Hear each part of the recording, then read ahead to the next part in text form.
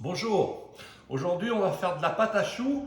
Avec ça, bien sûr, vous pouvez faire des éclairs, des religieuses, enfin tout ce qu'on trouve dans la pâte à choux. Mais nous, on va faire des chouquettes et des gougères. Bon, alors pour faire notre pâte à choux, on va avoir besoin comme matériel un saladier ou un cul de poule, une corne, une spatule en bois, une casserole en inox d'environ 25 cm de diamètre, un sac à pâtisserie ou ce qu'on appelle une poche avec une douille cannelée numéro 8, et puis 2 plateaux avec des feuilles de papier parchemin. Alors après, ça c'est pour le matériel. Maintenant pour les ingrédients. Nous avons besoin de 250 ml d'eau ou 250 g d'eau ou un quart de litre d'eau. Hein. C'est comme vous préférez, c'est la même chose. 3 g de sel, 8 g de sucre, 125 g de beurre, 125 g de farine et 4 œufs. Bon, donc pour commencer, on va mettre nos 250 g d'eau dans la casserole. On va mettre nos 125 g de beurre dans l'eau. Nos 8 g de sucre et nos 3 g de sel. Et on va mettre ça à bouillir. Donc là, notre beurre, l'eau, le beurre, le sucre et le sel sont en train de bouillir. J'ai oublié de préciser tout à l'heure, moi j'utilise du beurre sans sel. Donc je mets 3 g de sel. Si vous utilisez du beurre avec du sel, c'est pas bien grave, réduisez le sel à 2 g. Donc là, vous mélangez un peu pour que le beurre fonde au plus vite. Et puis vous avez votre farine à côté. Alors là, pour faire au départ, vous pouvez mettre votre feu fort. Puis dès que tout va être fondu, que ça va commencer à bouillir, on va remettre sur feu plutôt moyen doux.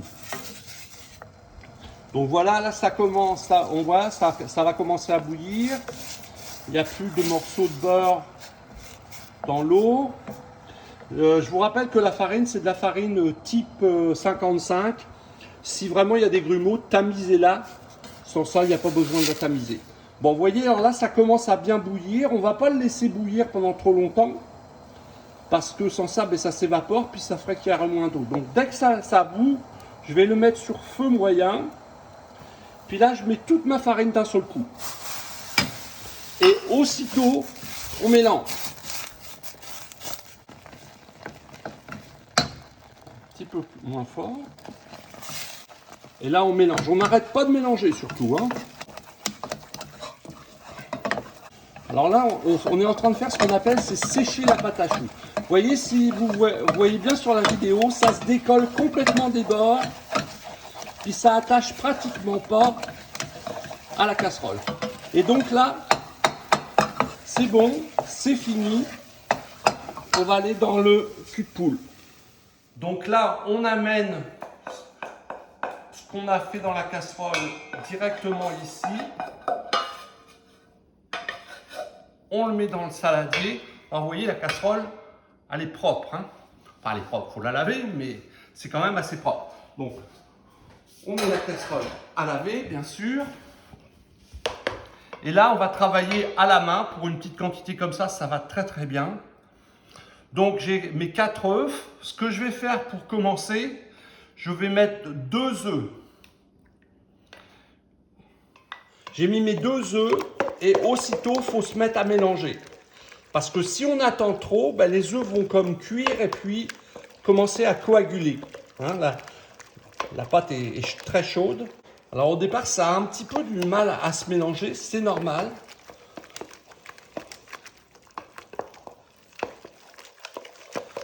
Quand les 2 premiers œufs sont bien mélangés,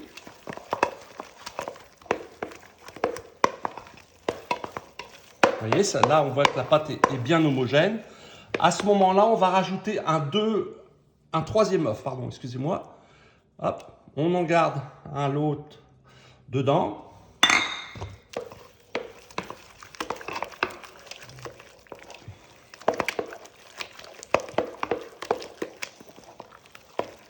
Alors moi j'ai utilisé des œufs gros, c'est-à-dire que c'est des œufs, une fois qu'ils sont cassés, ils font à peu près 55 grammes plus ou moins, hein, chaque œuf. Vous voyez, à partir du troisième œuf, ça commence à faire une pâte qui se tient mieux.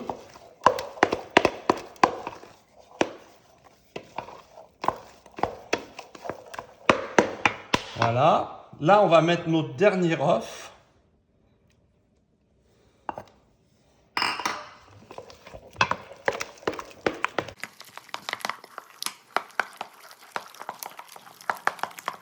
À chaque fois que vous rajoutez un œuf, ça prend quelques secondes à redevenir homogène. Hein. Faut pas arrêter de remuer.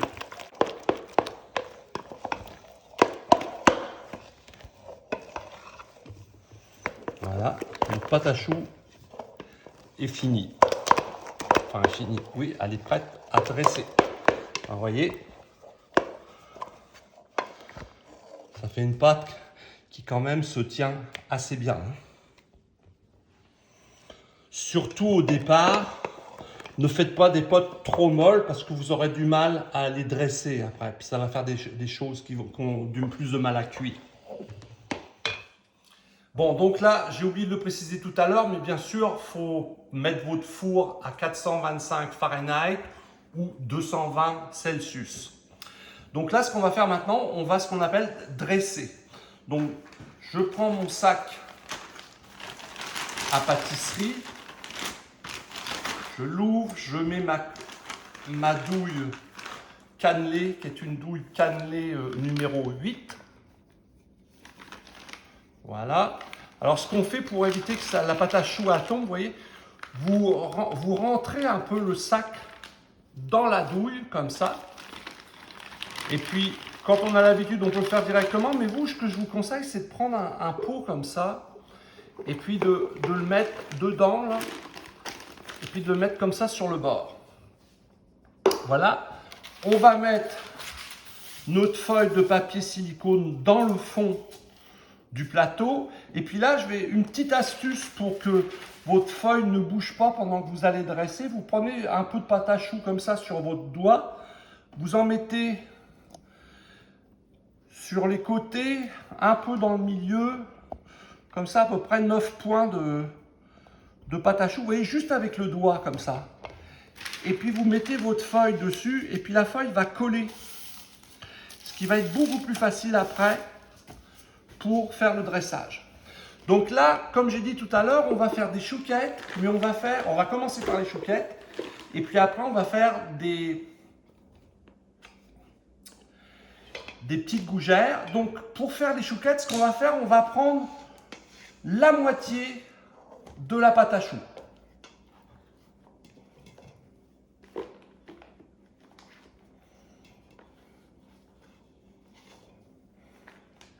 voyez, vous la mettez sur le bord comme ça. Voilà, donc là, on a la moitié de la pâte à choux.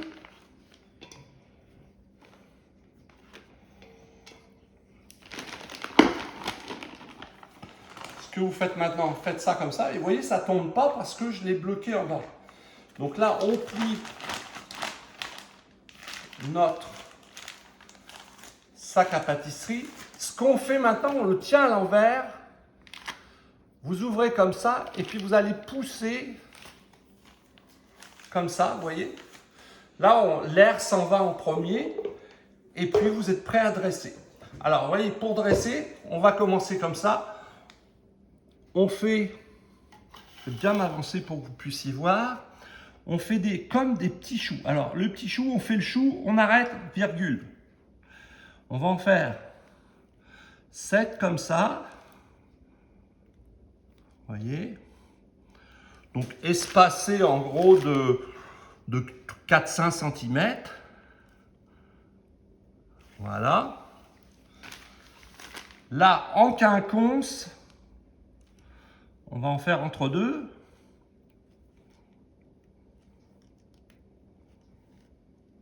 Ouais. Donc, je fais une rangée de 7, puis celle en quinconce, il y en a 6.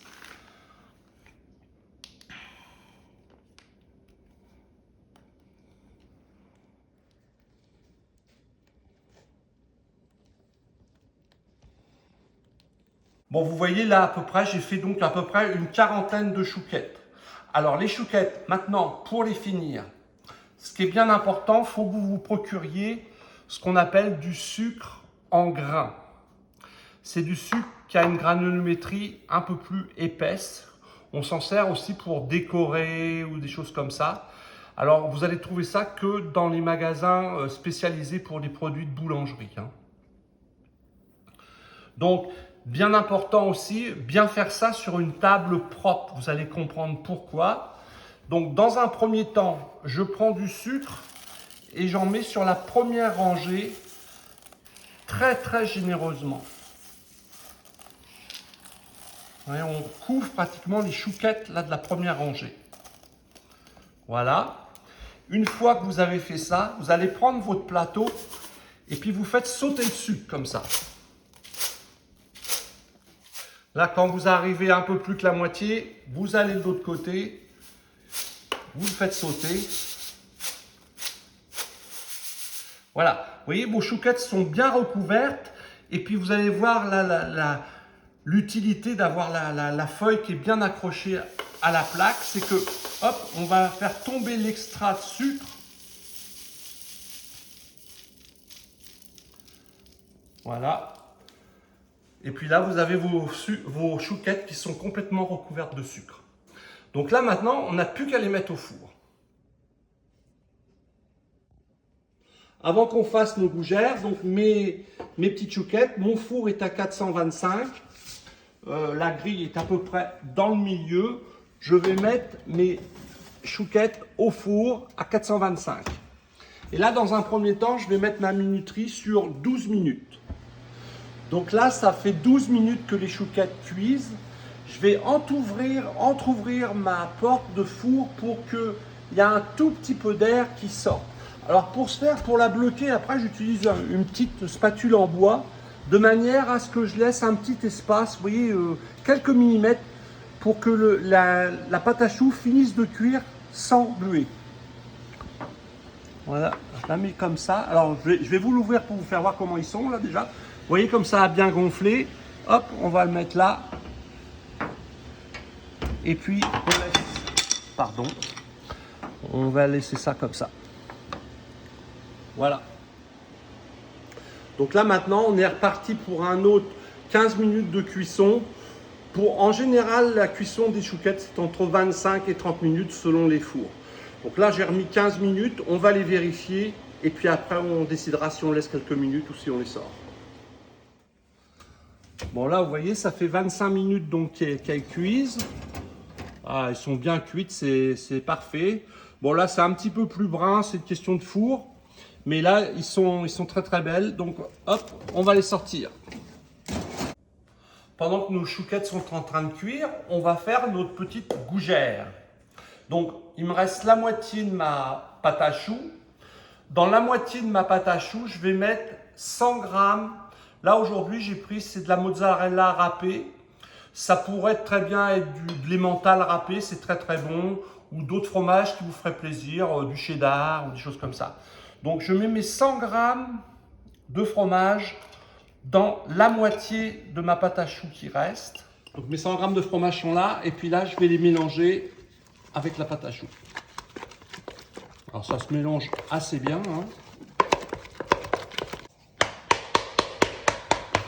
Voilà, c'est mélangé, vous voyez, ça ne prend pas beaucoup de temps.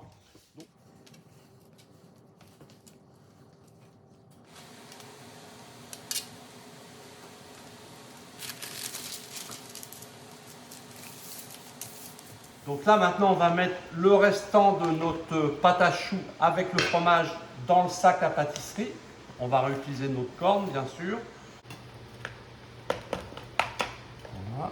Alors regardez, là je vais le faire à la main ce coup-ci. Je prends mon sac, je prépare ma main, je mets ma main comme ça. Je mets mon sac dessus. Puis là on vient dedans et on s'essuie sur le bord du doigt en fait, sous le...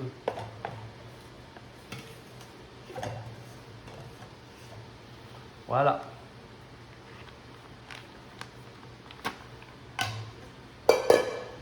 Bien sûr, on remet dans le sac. Et puis toujours, quand on chasse l'air du sac à pâtisserie, on le tient en l'air. Que l'air parte comme ça. Sans ça, vous risquez d'avoir de la pâte à choux qui coule par terre. Voilà, donc là on est là comme tout à l'heure. Puis on va faire les mêmes choux que tout à l'heure qu'on a fait avec les chouquettes.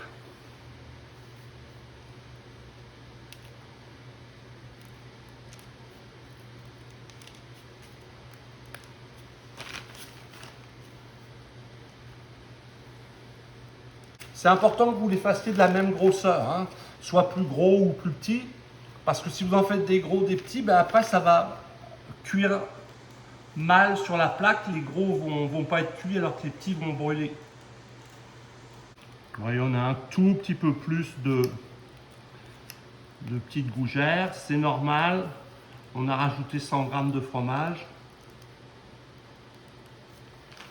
Voilà. Donc là, nos gougères, il n'y a rien d'autre à y faire. Il n'y a pas d'autre chose à y faire. On va finir d'attendre de cuire nos chouquettes. Et puis on va cuire ça aussitôt après. Donc là, on a nos gougères. On vient de finir de cuire nos chouquettes. On met tout de suite nos gougères au four pendant que le four est chaud. Alors même chose, on va les laisser pendant 12 minutes, 425, 12 minutes. Ça fait 12 minutes que mes gougères est cuite, donc je vais vous ouvrir un petit peu, vous allez voir, ils ont déjà bien développé. Voilà, les petites gougères, hop.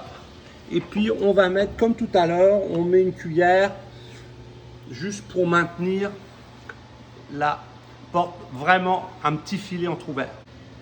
Bon là, je veux vous rappeler pourquoi l'utilité de la cuillère en bois pour entrouvrir ma porte de four. C'est pour que la buée s'échappe du four et que la pâte à choux, les gougères arrêtent de gonfler. Parce que si on ne fait pas ça, qu'est-ce qui va se passer? C'est que ça va continuer à gonfler jusqu'au moment où ça va craquer et ça va tomber. Donc là, ça va arriver assez gros. Je juge la grosseur assez gros quand on arrive à 12 minutes de cuisson. J'en trouve, ce qui permet que ça continue de cuire et de sécher, mais ça va arrêter de gonfler.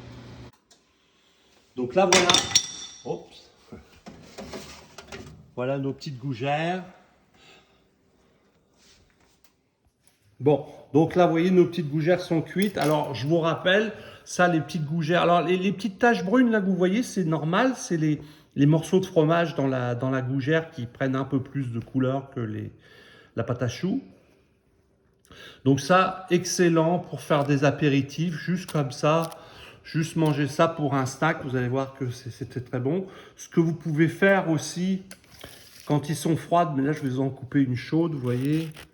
Vous coupez le dessus comme ça. Vous l'ouvrez.